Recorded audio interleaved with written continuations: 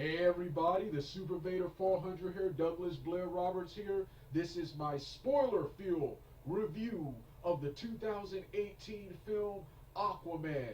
Like I said in the non-spoiler version, like I said, this film is not only one of the greatest films of 2018, it's the best DCEU film in my opinion. Once again, like I said in the previous video, never thought Aquaman would be the one to save DCEU and put them back in the lead and back in competition with the Marvel Cinematic Universe. I knew this film would be good, but I didn't think it'd be this damn good. One of the best superhero films I've seen. And like I said, and in the part 2 narration portion, you'll hear why I like this movie. I will talk about all the characters, stories, spoilers, and everything. So, with that being said, let's get started now. I chose Endless Possibilities, and of course, Sonic Adventure 2, It Doesn't Matter, as the theme songs for this video because especially the first song, both of those songs fit the theme of this movie right here. One of the best of all time. So with that being said, let's get started right now. Time to hit my music.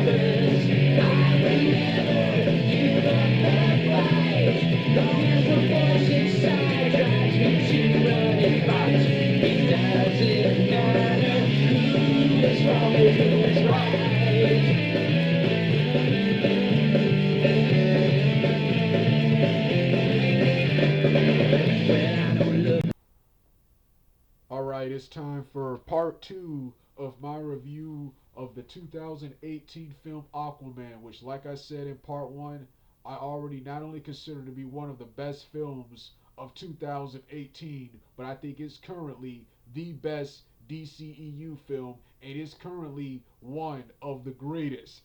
No, it's currently the greatest. If I had to rank, currently the greatest superhero movie of all time. Not only did this movie get the DCEU and DC Comics back in the game, it got back in the game and in competition with Marvel. It might as well have put them in the lead in the lead in the race again, because so far this movie is bigger and badder than any Marvel Cinematic Universe movie I've seen. Yes, even bigger than the box office extravaganza and spectacle that was Avengers Infinity War from early 2018. This film was that awesome. Once again, talk about completely, once again, exceeding my expectations. I knew the film would be good, but I didn't think it'd be great. I didn't think it'd be this damn good, but it was. And who knew Aquaman would be the one to save the DCEU? Who knew we would be talking about Aquaman being the greatest and best in anything? I've always been an Aquaman fan, but outside of the Justice League, never cared much. Outside of the Justice League and the Teen Titans, I thought the Teen Titans and Young Justice, I thought his sidekicks, the Aqua lads, both the Caucasian and the brown Aquaman, Aqua lad, were both better than him. But I've always been an Aquaman fan, but never cared much for him outside of the Justice League. And before I get to the story and characters, um four of my major attractions to this film were, of course, Jason Momoa as Arthur Curry, Aquaman, um, William Dafoe, the Green Goblin from the Sam Raimi Spider-Man series as Nudis Volko, um, Nudis Volko, Patrick Wilson, who was Night Owl in Watchmen, returning as Orn, Marius, the Ocean Master, and of course Dolph Lundgren, reprising a role similar to his He-Man in the Masters of the Universe role as Nearest.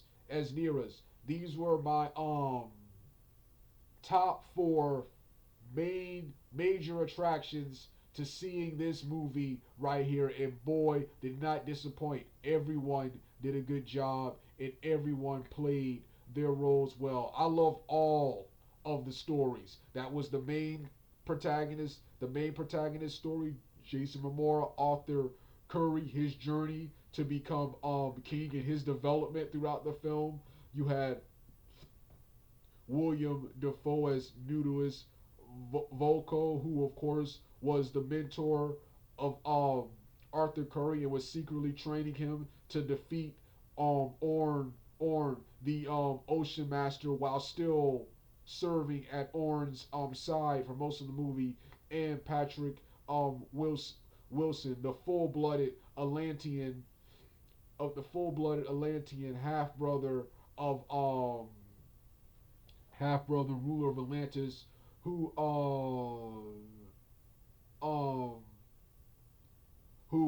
hates Aquaman, and blames them for the death of their mother, and wants to unite the seven underwater kingdoms to wage war on the humans, who he thinks the humans have polluted the seas. Dolph Lundgren as Nearest, who of course is the right hand man of Orn, who is part of the Zelbo tribe, and is Mara's the love interest of Arthur Curry, Aquaman. He is the father of her, and he is the guy who allies himself with Orn, but turns on him at the end of the movie. Then of course you got Yahai Abdel Mateen II as David Kane, the Black Manta, who seeks vengeance on Arthur Curry for leaving him and his father to die on the ship at the beginning of the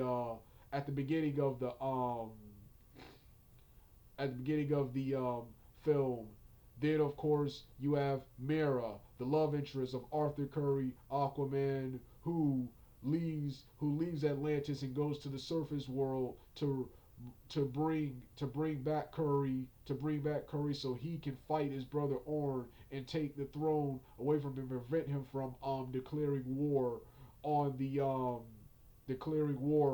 human race. And Aquaman is the guy who will bring who will bring both of their worlds, the surface world and Atlantis, together. Then of course you have Nicole Kidman. You have you have Nicole Kidman as Alana, the supposedly deceased queen of Atlantis, who mysteriously shows up later in the film alive for some reason that I just don't remember right now at the moment.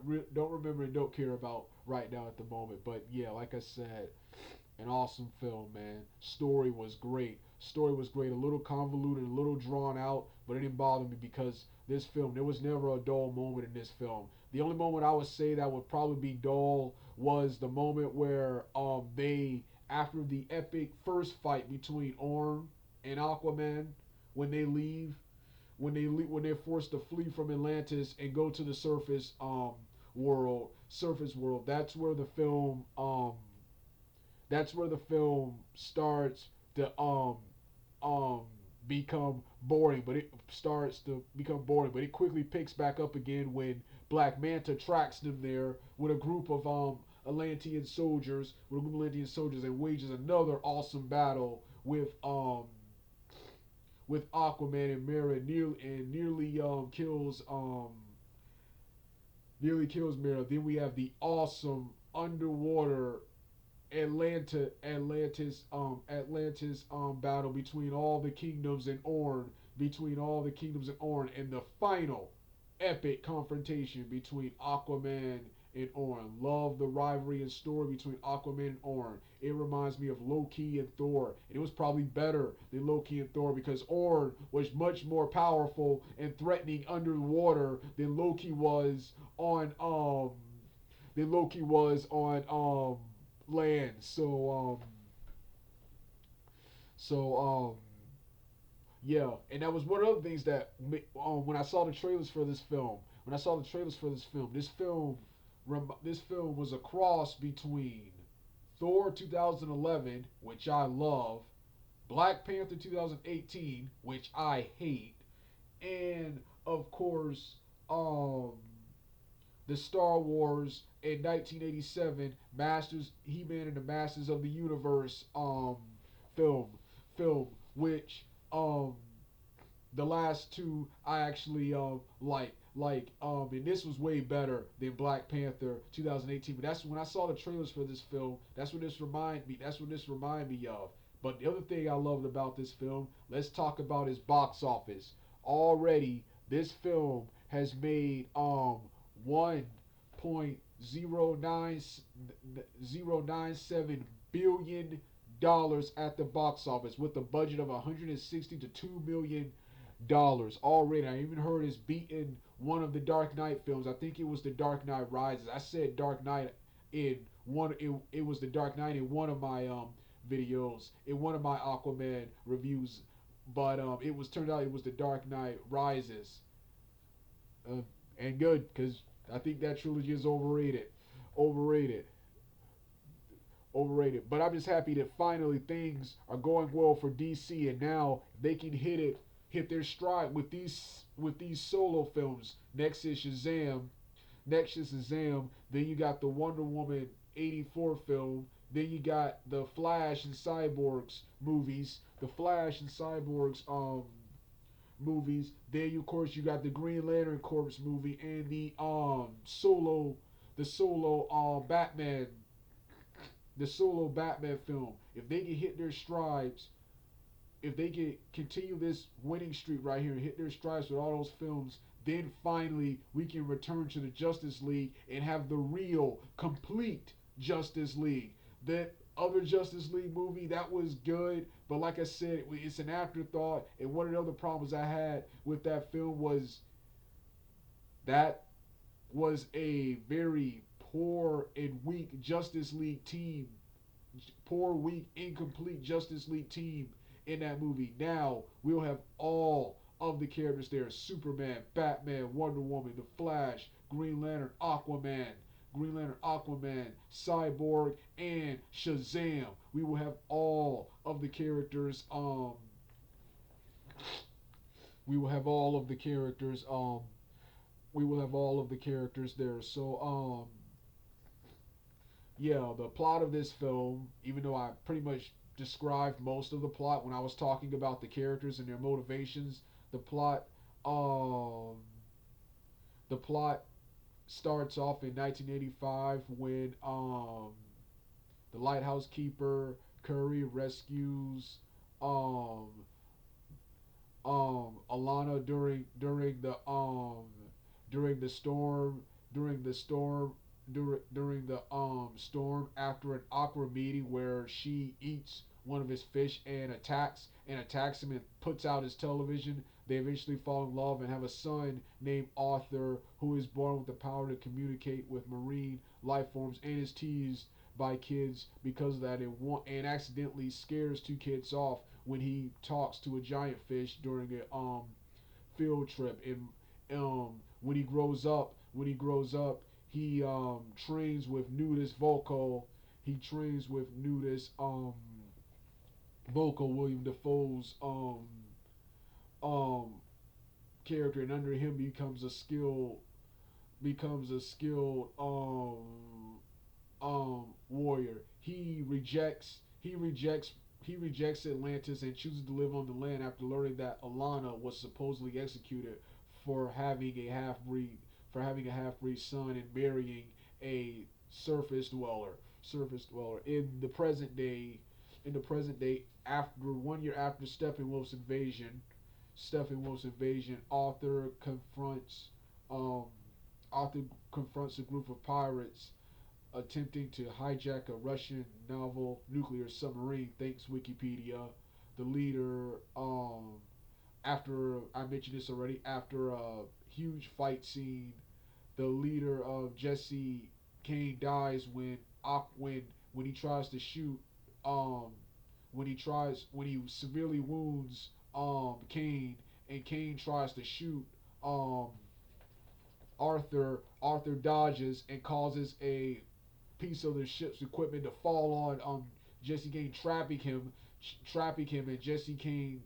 and Kane dies, and his son David, who pleaded with Aquaman to save him earlier, but Aquaman refused because they were pirates, vows revenge, vows revenge on vows revenge, vows revenge, and later teams up with Orm to kill to kill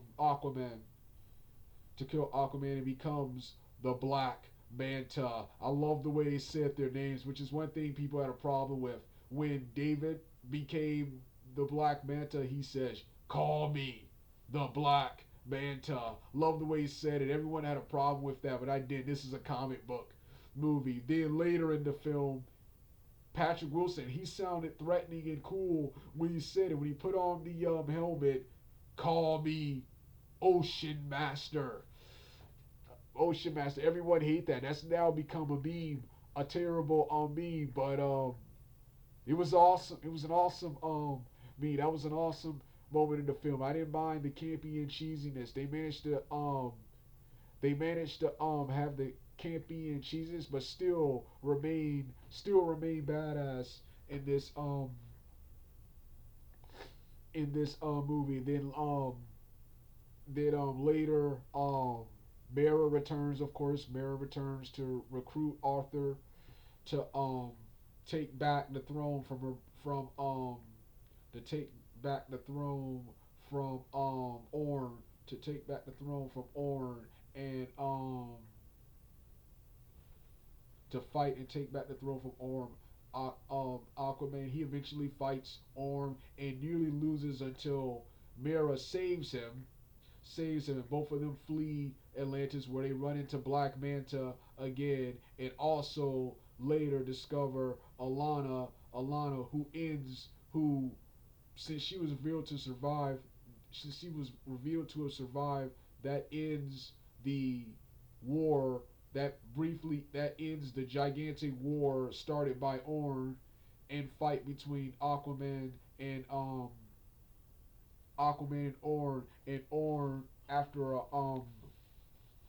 a tearful reunion with his mother surrenders and is taken away and is arrested and taken away with Aquaman saying, "Will you cool off? We'll talk." So Yeah, an awesome movie. Love each character's story. Love the antagonist's story and love the protagonist's story. I love the antagonist story,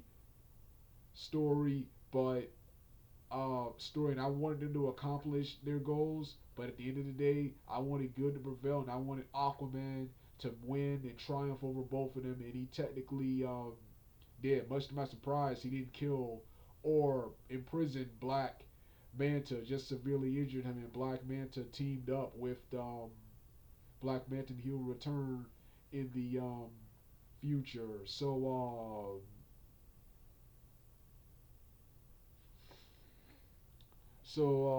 Yeah, this right here was my review of Aquaman 2000 2018. Everything about this film, the story, action, cast, cinematography, and with the song by Skylar Grey. The song by Skylar Grey, like what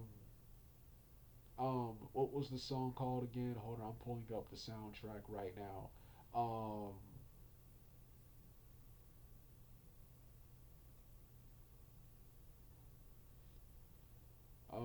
What was that song called? Oh yeah, Everything I Need. Everything I Need by Skylar Grey, the ending credits song. That was the best song in the film. There was also a rap song which was cool, but it just did not fit. I actually started snickering when I heard that in the theater. Theater. Let's talk about Jason Momoa's Aquaman, who's his performance as Aquaman. I was mixed towards. While he definitely looks the part, I didn't like the look and the personality that Jason Momoa chose to portray Aquaman as.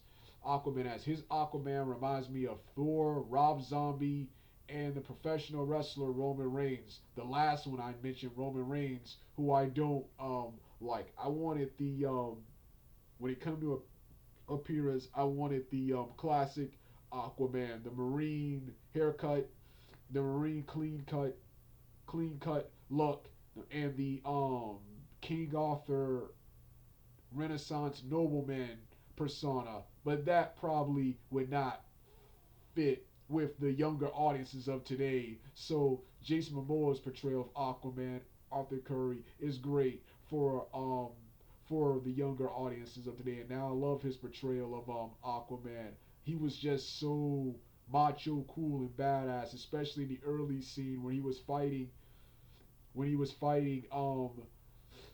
David Kane and all those pirates. He just looked like such a badass when he was fighting those guys. So this personality is so much better. But man, this film was awesome. Finally happy I got around to seeing it. Initially was I was on deciding on whether I wanted to see this film or not, because I was also doing various things in real life and also having various problems. Was angry with my parents for multiple things, so I didn't really want to do anything outside the norm, and only want to see these films if I have one of my friends with me, who I'm gonna try. One of them I'm gonna try to see the next series of superhero films, which will start in March.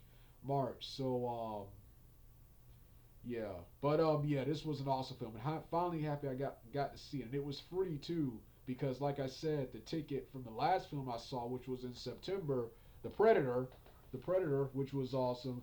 They had problems with the screen, so they promised me a free ticket for the next film I saw, and I saw this film, and like I said, film was awesome, man. One of the best, actually the best, currently the best superhero movie I've seen. Well, I want to get out of here right now. I talked longer. Actually, I talked longer than I expected to. All right, I'm done. Time to hit my music.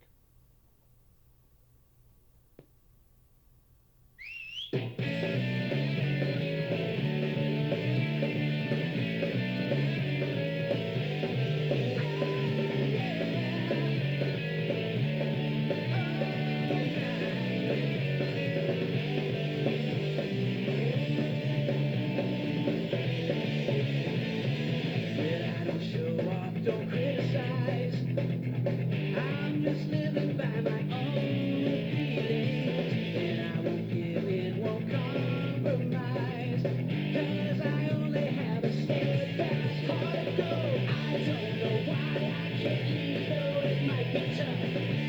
Long